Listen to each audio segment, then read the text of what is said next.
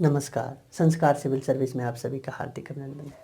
आज हम भारत और एक ऐसा देश के बारे में बात करेंगे, वो देश जो सिर्फ मेरे लिए जीता है, वो देश जो सिर्फ मेरा है, वो देश जो सिर्फ मेरे साथ संबंध रखता है, वो देश जो मित्रता का एक अद्भुत और अनूठी मिसाल पेश किया है, वो देश जिसका संबंध सिर्फ मेरे साथ है, वो देश जो सिर्फ मेरे अलावा किसी को नहीं देखता है, वो देश, वो मित्र जो हमारे दुश्मन के साथ संबंध नहीं बनाया है, वो मित्र जो हमारे कहने के अकॉर्डिंग चलता है, वो मित्र जिसके लिए हम जान भी दे देते हैं, वो मित्र का नाम है भूटान। उस भारत और भूटान की अनूठी मिसाल, जो मित्रता का जो एक अद्भुत मिसाल बना है, उसके बारे में हम बात करेंगे।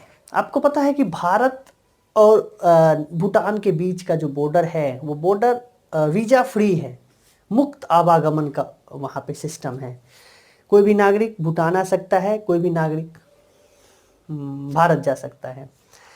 तो एक ऐसा मित्रता का अद्भुत उदाहरण है जहाँ से स्वतंत्रता के उपरांत आप ऐतिहासिक रूप में देखें तो भारत और भूटान के साथ एक अद्भुत मित्रता का मिसाल कायम रहा है। उसका उदाहरण पेश किया है भूटान ने। भारत भूटान के बारे में बात करने से पहले हम ये देख लें कि मैप में भूटान है कहाँ। तो ये भूटान, ये भारत है, ये नेपाल है, ये भूटान है, ये भूटान है। भूटान का अगर सीमा देखें तो इस ओर हालांकि तिब्बत था, लेकिन तिब्बत अब तो रहा नहीं, चीन हो गया। ये चीन और ये हमारा सिक्किम है, यहाँ अर्थात हम हैं भारत, भूटान, और दोनों साइड से भूटान, तीनों साइड से भूटान, ऊपर से चीन है। तो ये भूटान का भौगोलिक अवस्थिति है। आप देख रहे हैं कि भारत भूटान जो है, दो महाशक्ति के बीच में बफर का काम कर रहा है। बफर स्टेट के रूप में ये है। और ये ना केवल ये हमारे आंतरिक सुरक्षा के लिए महत्वपूर्ण है, ना केवल ये हमारे आंतरिक इंटरनल सिक्योरिटी के लिए इम्पोर्टेंट है, बल्कि सामरिक सुरक्षा के लिए भी उतना ही महत्वपूर्ण है। क्योंकि आपको पता है ये चीन है, और कुछ ही साल पहले अर्थात 2 साल पहले डोकलाम पे आक्रमण कर दिया था, अर्थात वहाँ पे अपना उपस्थिति दर्ज कर रहा था, उसको अपने क्षेत्र में उसको मिलाना चाह रहा था। लेकिन भारत ने अपनी मित्रता का अद्भुत मिसाल पेश करते हुए, अपने जीवन का परवाह किए बिना अपने मित्र की अस्तित्व की रक्षा के लिए आगे रहा और डटा रहा। उसका परिणाम ये हुआ कि भारत ने अपने मुखर विदेश नीति के माध्यम से चीन जो डोकलाम पे अपना जो प्रभुत्व बनाना चाहता था, उसको उस कदम से चीन को पीछे धकेला गया। तो ये भारत और भूटान के बीच जो मित्रता का जो मिसाल है दोनों तरफ से, वो आप देख सकते हैं। तो यहाँ पे चीन अगर आ जाएगा तो भारत के लिए भी सामरिक रूप से नुकसानदायक होगा। जैसे कि आपने भारत और बांग्लादेश में देखा था सिलीगुड़ी कॉरिडोर, अगर ये यहाँ आ जाएगा या यहाँ आ जाएगा तो इसको ब्लॉक कर सकता है। और जिस रूप में आप देखेंगे माओ का, आप जानते हैं माओ का हाथ, हथेली और 5 उंगली का सिद्धांत है, शायद आपको पता होगा। अगर नहीं पता है तो हम यहाँ पे देख लेते हैं। माओ ने कहा था कि ये चीन तभी पूरा होगा, ये हथेली तिब्बत जिसको हम पूरा कर चुके हैं, जिसको हम एक्सेप्ट कर चुके हैं, जिसको हम हड़प चुके हैं, लेकिन 5 उंगली अभी भी बचा हुआ है। ये 5 उंगली में पहला है नेपाल, दूसरा है भूटान, तीसरा है अरुणाचल प्रदेश, चौथा है सिक्किम, 5वां है लद्दाख।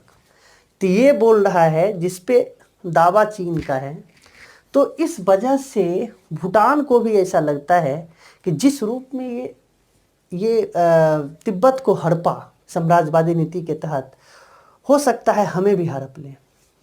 तो भारत के प्रति प्रतिबद्ध है, भारत भी उसके प्रति पूरे निष्ठापूर्ण तरीके से भूटान के अस्तित्व के लिए, संप्रभुता के लिए पूरा अडिग रूप से खड़ा हुआ है। आपको पता है कि भूटान की सेना यहाँ पे भूटान की सेना होती है, सॉरी भारत की सेना होती है यहाँ पे। तो और हम आगे देखें तो भूटान और भारत का जो ऐतिहासिक संबंध है, हिस्टोरिकल अगर रिलेशन देखें तो भारत और भूटान के बीच लंबे समय से राजनीतिक, आर्थिक और सांस्कृतिक संबंध रहे हैं। 1-2 साल से नहीं, 50 साल से नहीं, सदियों से आर्थिक, राजनीतिक और सांस्कृतिक संबंध रहे। सांस्कृतिक संबंध के बारे में हम देख लें कि सांस्कृतिक संबंध में भारत को भूटान के बारे में कहा जाता है, भूटान जो बौद्ध राष्ट्र बना है, तो भारत के गुरु थे, भारत के बौद्ध भिक्षु थे, वो थे स्वामी गुरु पद्मसंभव। गुरु पद्मसंभव 8वीं सदी में वो गए थे, पद्मसंभव, और भूटान गए थे। तभी से भूटान बौद्ध राष्ट्र के रूप में बना हुआ है, बौद्ध राष्ट्र बना। और भूटान की जनता और भूटान के जो लोग हैं, लोग बोलते हैं कि भारत के द्वारा जो हमारा अतुलनीय उपहार जो है वह बौद्ध धर्म के रूप में भारत ने मुझे मुहैया कराया है, जिसके लिए हम भारत का कृतज्ञता जाहिर करते हैं। तो ये सांस्कृतिक संबंध 8वीं सदी से ही है। राजनीतिक संबंध के बारे में देख लें तो राजनीतिक संबंध में 1865 में आप देखेंगे कि ब्रिटिश काल जब था तो भूटान के साथ ब्रिटिश ने सिंचुलू की संधि किया था 1865 में। इसके तहत भूटान के द्वारा भूटान को भारत का रियासत बना लिया गया, और भूटान के साथ कुछ एग्रीमेंट जो हमारे लिए ज़रूरत है उसको हम देख लेते हैं। उसमें यह था, भूटान को कुछ अनुदान दिया जाएगा ब्रिटिश सरकार के द्वारा, और भूटान के आंतरिक मामलों में ब्रिटिश सरकार हस्तक्षेप नहीं करेगी, और भूटान का जो विदेश नीति होगा ये इंग्लैंड के द्वारा, ब्रिटेन के द्वारा तैयार किया जाएगा। तो इसके तहत भूटान भारत का एक अंग बन गया था, रियासत बन गया था। लेकिन यही जब भारत आज़ाद होता है तो ये जो दायित्व है ये भारत सरकार को मिल जाती है। भारत सरकार भी इस संधि को निष्ठापूर्ण तरीके से अपनाते हुए, क्योंकि भारत का रियासत था तो हमारा अपना था, लेकिन भारत ने ऐसा नहीं किया। साम्राज्यवादी नीति के तहत इसको हड़पा नहीं, बल्कि एक स्वायत्त देश के रूप में भारत ने 1949 में उसके साथ संधि किया। और 1949 में जो संधि हुआ स्वतंत्र भारत और भूटान के साथ, उसके अनुसार कि भूटान के विदेश नीति का निर्धारण भारत के निर्देशन में होगा। नंबर फर्स्ट, विदेश नीति का निर्धारण भूटान भी सहमत है कि कोई दिक्कत नहीं है, भारत के निर्देशन में होगा, और भारत की अनुमति के बिना अन्य देशों से अस्त्र शस्त्र और हथियार नहीं खरीदेगा। हमने बोला, रे दोस्त, तुम्हारे लिए तो हम हैं ही, क्यों परेशान हो रहे हो, बेवजह तुम तमंचा रखोगे, कोई तरीका है? हम है ना, तुम टेंशन मत लो। तो हमने उसको आश्वासन दिया है, आश्वस्त किया है कि तुम टेंशन मत लो, अगर कोई भी तुम्हारे ऊपर हमला करता है तो वो हमारे ऊपर हमला माना जाएगा और हम उसका बेहतर तरीके से जवाब देंगे। और बदले में भारत भूटान के आंतरिक मामले में कोई हस्तक्षेप नहीं करेगा। ये 1949 की संधि थी। लेकिन जब भारत और चीन युद्ध होता है, भूटान भी सशंकित हो जाता है, क्या तरीका है भाई, बस पे कर दिया। तो भूटान ने प्रतिरक्षा का जो दायित्व था, इसी संधि के तहत संशोधन करके प्रतिरक्षा का दायित्व दे दिया भारत को। अर्थात भारत का इसका जो भूटान का जो रक्षा का दायित्व होगा ये भारत सरकार की होगी, जिसके तहत ही डोकलाम मुद्दे पर भारत ने डट के सामना किया और चीन के जो साम्राज्यवादी नीति था उस पर कठोर प्रहार किया।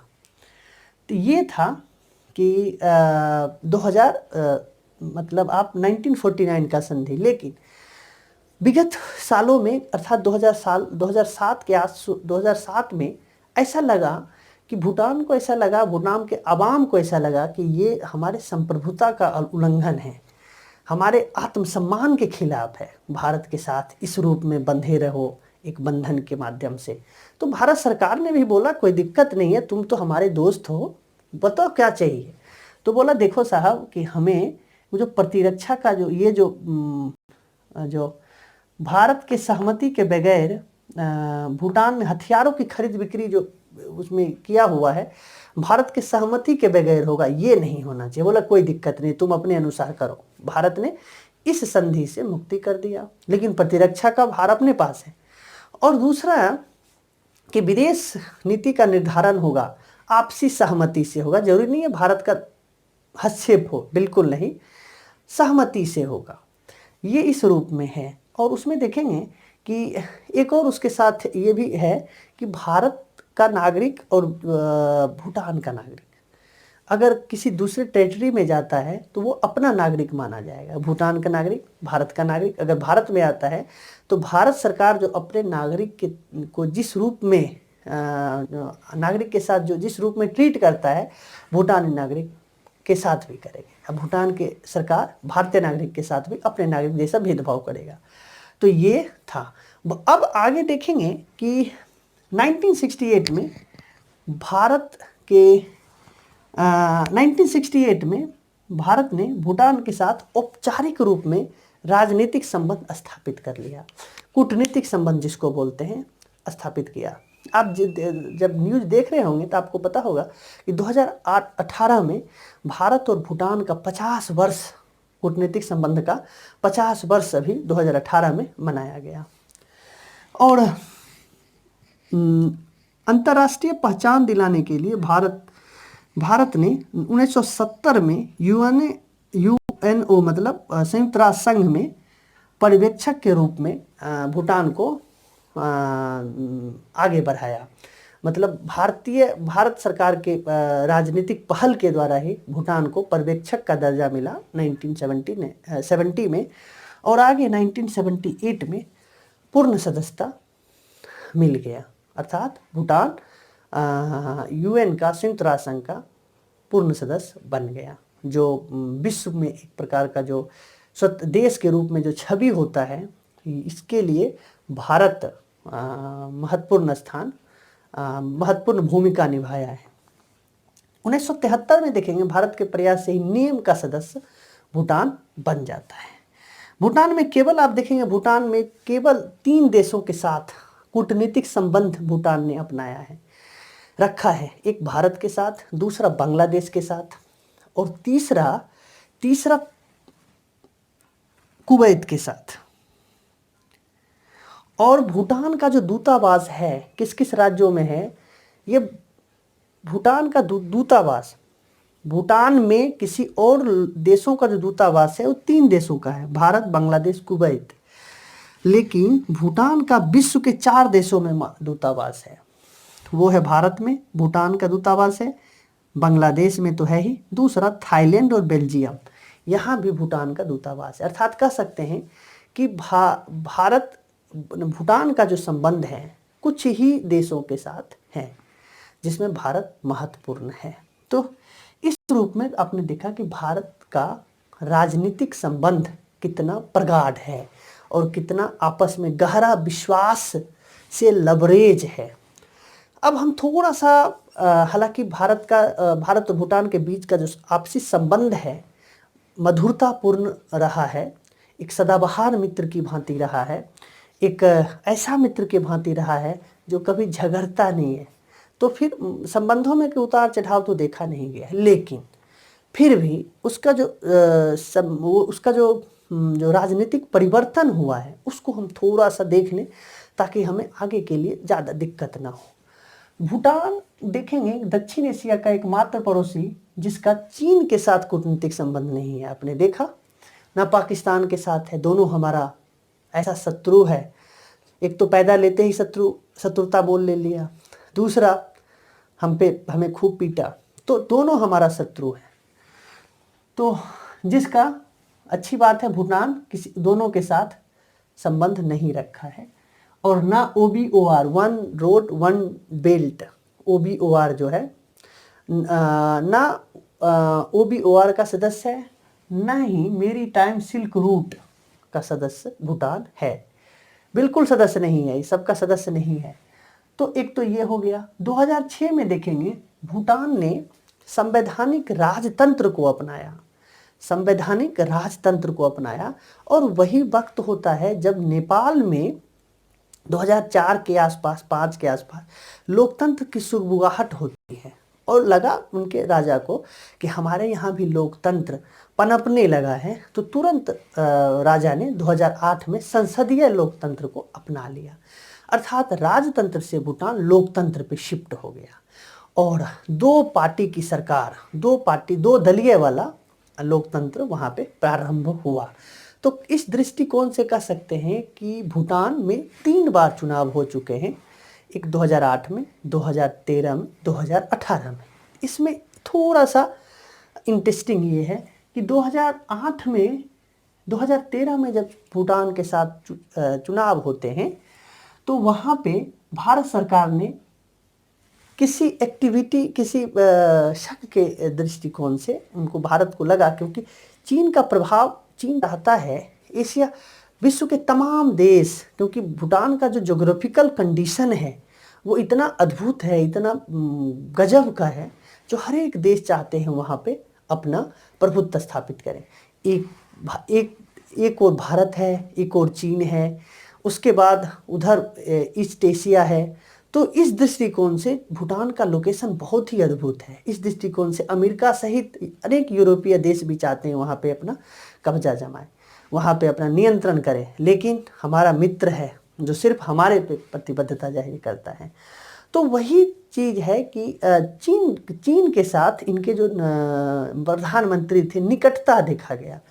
तो और कुछ कारण हो सकता है, ये तो एक अनुभव, एक मतलब एक ऐसे विश्लेषणात्मक दृष्टिकोण से एक ऐसा एक कारण माना जा सकता है। 2013 में भारत ने भूटान को गैस और केरोसिन पर सब्सिडी रोक दी।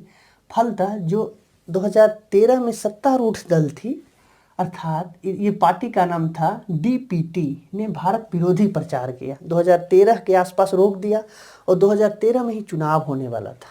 तो वो पार्टी, सत्तारूढ़ जो दल थी, वो भारत विरोधी प्रचार किया, अर्थात भारत के विरोध में उन्होंने जनता को भड़काना प्रारंभ किया।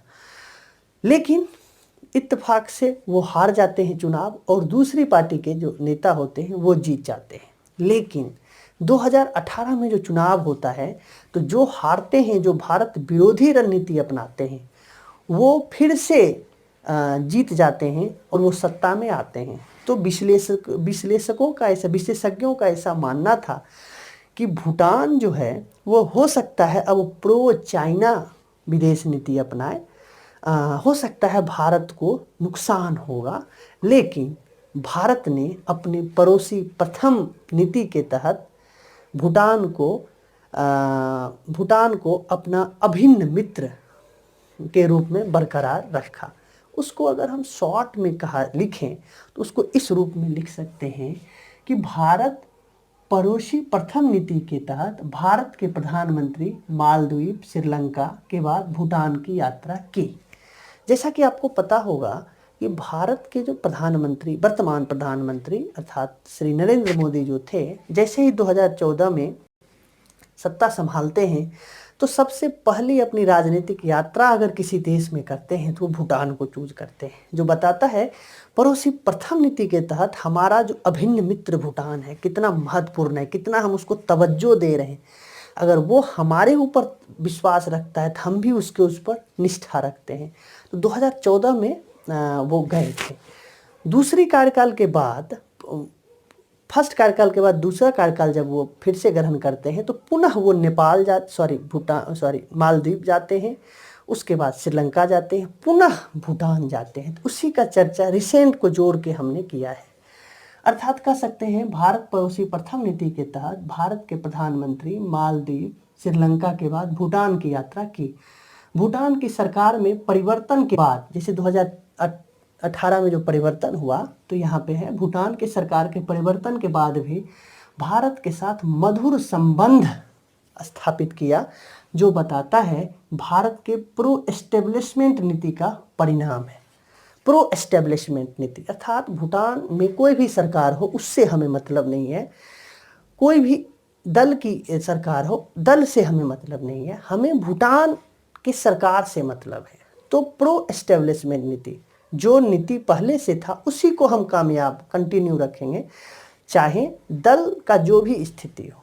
तो इसका परिणाम ये हुआ कि भूटान के प्रधानमंत्री पुनः भारत आए और भारत प्रथम की विदेश नीति उन्होंने अपनाया।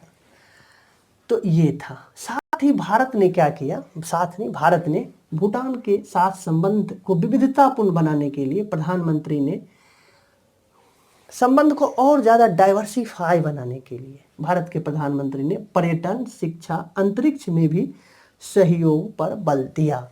आपको पता होगा जब चंद्रयान 2 जब लॉन्च हो रहा था तो इसरो के लॉन्चिंग यहाँ पे इसरो के स्टेशन पे बेंगलुरु में आपको पता होगा कि जो बहुत सारे छात्र आए थे, उसमें भूटानी छात्र भी थे। तो भूटान चाह रहा है, भारत चाह रहा है कि भूटान के लोगों को अपने साथ जोड़ें शिक्षा के माध्यम से, संस्कृति के माध्यम से। तो वही बोल रहा है पर्यटन, शिक्षा, अंतरिक्ष में भी सहयोग पर बल दिया। साथ ही भारत ने भूटान में संचालित परियोजनाओं को भी समयबद्ध रूप से पूरा करने का प्रतिबद्धता जाहिर की और साथ ही कहा कि हम जो भूटान में परियोजना चला रहे हैं उसको समयबद्ध तरीके से पूरा करेंगे। ये है भारत प्रथम नीति और भूटान है। अब हम थोड़ा सा शॉर्ट में देख लें भूटान भारत के लिए क्यों महत्वपूर्ण है। एक तो सबसे पहला आपने देखा कि भूटान 2 एशियाई महाशक्ति का एक बफर के रूप में काम करता है। अगर यहाँ पे आक्रमण होता है तो भारत कोशिश करेगा यहीं पे रोक दे, बहुत होगा तो यहाँ पे, तो भारत के पास इतना समय मिल जाएगा तो यहाँ पे तो बफर के रूप में काम करेगा। एक तो बफर है, दूसरा है भौगोलिक अवस्थिति के कारण भूटान के साथ संबंध, जैसे कि अब इसका जो भौगोलिक स्थिति है, इसका जो ऊंचाई है और जो इसका चीन पे, यहाँ से चीन पे कंट्रोल हो सकता है, यहाँ से ईस्ट एशिया, मतलब ज्योग्राफिकल जो कंडीशन है, इस दृष्टिकोण से भूटान हमारे लिए महत्वपूर्ण है। अगर हमारे पाले से हट जाता है कोई भी यूरोपीय देश या अमेरिकन यहाँ पे आके भारत को कंट्रोल करने के लिए, वो भारत को अपने तरीके से रेगुलेट करेगा क्योंकि उसका प्रभुत्व यहाँ पे बढ़ जाएगा। तो इस ज्योग्राफिकल कंडीशन के अकॉर्डिंग भी भारत के लिए महत्वपूर्ण है। दूसरा देखेंगे सामरिक दृष्टिकोण से महत्वपूर्ण है। जिस रूप में चीन का जो हथेली और 5 उंगली का सिद्धांत है, तो भारत को शक है और बार बार भारत चीनी सेना का, भारत के सीमा में चीनी सैनिक का घुसपैठ होता रहता है। जिस रूप में डोकलाम का मुद्दा उठा वो तो साम्राज्यवादी नीति का एक प्रत्यक्ष उदाहरण है। तो नेपाल, भूटान और जो अरुणाचल प्रदेश और लद्दाख और सिक्किम जो चीन अपना मानता है, तो उसके दृष्टिकोण से भी, सामरिक दृष्टिकोण से भी भूटान बहुत जरूरी है। उसके बाद देखेंगे उत्तर पूर्वी राज्यों में आतंकी और उग्रवादी गतिविधि पे नियंत्रित करने के लिए यहाँ पे बहुत सारे आतंकी और उग्रवादी गतिविधि होते थे और भूटान में जाके शरण ले लेते थे। अगर भूटान के साथ संबंध बेहतर होगा, सौहार्दपूर्ण होगा, मित्रतापूर्ण होगा, मधुर होगा, तो हम ज्वाइंट ऑपरेशन के माध्यम से इसमें खदेड़ देंगे। और उसका परिणाम अभी है कि बहुत भूटान अभी किसी भी उग्रवादी और आतंकवादी संगठन को पनाह नहीं देता है, शरण नहीं देता है। उसी प्रकार हम पढ़े थे बांग्लादेश भी उसी रूप में नहीं देता है, बिल्कुल नहीं देता है। तो उसी का परिणाम है नॉर्थ ईस्ट के बहुत सारे जो अलगाववादी दल थे वो मुख्य धारा में आ रहे हैं। और भारत के महाशक्ति होने के दृष्टिकोण से भी पड़ोसी के साथ बेहतर संबंध जरूरी है, क्योंकि भारत अपने आप को महाशक्ति का दावा करता है। तो अब अगर आपका पड़ोसी ही आपसे संभल नहीं रहा है तो आप दुनिया को क्या संभालोगे, इस दृष्टिकोण से भी। और चौथा देखेंगे कि ये ऊर्जा, भारत जो 5 ट्रिलियन इकोनॉमी बनाना चाह रहा है, उसके लिए भारत ऊर्जा के निर्यात पे निर्भर है। और वो स्वच्छ ऊर्जा जो भारत प्रतिबद्धता जाहिर कर रही है, उस दृष्टिकोण से अगर यहाँ पे ये जल विद्युत का बहुत बड़ा यहाँ पे भंडार है, तो भारत के सहयोग से वहाँ पे किया जा रहा है। तो यहाँ ये अपने टोटल एक्सपोर्ट का 1/3 भारत को एक्सपोर्ट करता है। तो ऊर्जा सुरक्षा के स्वच्छ ऊर्जा सुरक्षा के दृष्टिकोण से भी भारत के लिए भूटान बहुत महत्वपूर्ण है। उसके बाद भूटान में बहुत सा सारा पनबिजली परियोजना, उसके बाद रोड, हाईवे, हेलीपैड बहुत निर्माण कर रहा है। तो निवेश के दृष्टिकोण से भी भूटान भारत के लिए बहुत ही महत्वपूर्ण है। इस दृष्टिकोण से आपने देखा भूटान भारत के लिए क्यों महत्वपूर्ण है, भारत के लिए भूटान क्यों महत्वपूर्ण है। हाँ, इसके बाद हम ये देख लेते हैं भूटान और भारत के बीच आर्थिक संबंध कैसे है। तो दोनों के बीच आर्थिक संबंध देखें तो सबसे बड़ा भूटान का सबसे बड़ा व्यापारिक पार्टनर भारत है। भूटान का सबसे बड़ा व्यापारिक पार्टनर अगर देखें तो वो भारत है। भूटान का लगभग 80% निर्यात भारत को होता है, 80% निर्यात होता है वो भारत को करता है, या लगभग 84-85% जो आयात होता है वो भी भारत से करता है। तो ये देख रहे हैं कितना बड़ा। अगर द्विपक्षीय व्यापार देखें 2018-19 में तो ये रुपीज में है, लगभग 9,500 करोड़ रुपए यहाँ पे हुआ है। 2016 में व्यापार पारगमन पे समझौता हुआ था, जिसके तहत भारत व्यापार बढ़ाने के लिए दोनों देशों के बीच मुक्त व्यापार समझौता को भी एक्सटेंड किया गया। हालांकि आप देखेंगे कि दोनों देश के बीच मुक्त व्यापार समझौता जो हुआ है वो 1972 में ही हुआ है, उसी को आगे बढ़ाया 2016 में 5वीं बार 5 वर्षों के लिए आगे बढ़ाया है, अर्थात मुक्त व्यापार समझौता भी हुआ है। भारत की सहायता से भूटान में योजना आयोग की भी नींव रखी गई। 1960 के दशक में भारत के भूटान ने बोला कि भाई हमें भी आपका योजना जो आयोग है बहुत ही योजना को बेहतर तरीके से क्रियान्वयन कर रहा है, हमारे भूटान के लोगों के लिए भी ये बेहतर होगा, इसीलिए हम भी स्थापना करना चाहते हैं। बोले कोई दिक्कत नहीं करो, और भारत उस योजना आयोग को क्रियान्वयन करने के लिए बहुत सारा अनुदान भी देता है। भारत ने योजना को बेहतर क्रियान्वयन के लिए सहायता राशि भी देता है। भारत ने 12वीं पंचवर्षीय योजना में भारत इसके लिए 4500 करोड़ रुपए की सहायता दिया है। भारत द्वारा दिया जाने वाले कुल विदेशी सहायता का भी सबसे बड़ा हिस्सा भूटान को जाता है। भूटानी मुद्रा और भारतीय मुद्रा देखेंगे एक ही स्तर पे है, इसीलिए व्यापार में भी बेहतर सुगमता वहां पे दिखाई पड़ती है। भारत के सहायता से क्योंकि भूटान के पास अपार जल संसाधन है, पर भारत के तकनीकी सहायता के मदद से और इन्वेस्टमेंट पैसे के सहायता से अनेक जल विद्युत परियोजना वहाँ पे चल रही है। और इसमें बहुत 1-2 एग्जाम्पल देख सकते हैं, चुक्खा जल विद्युत परियोजना, मांग देछू, ताला परियोजना, ये सब परियोजना जल विद्युत परियोजना है। 2020 तक भूटान का लक्ष्य है कि 10,000 मेगावाट बिजली का उत्पादन किया जा सके, जिसमें भारत सहयोग कर रहा है।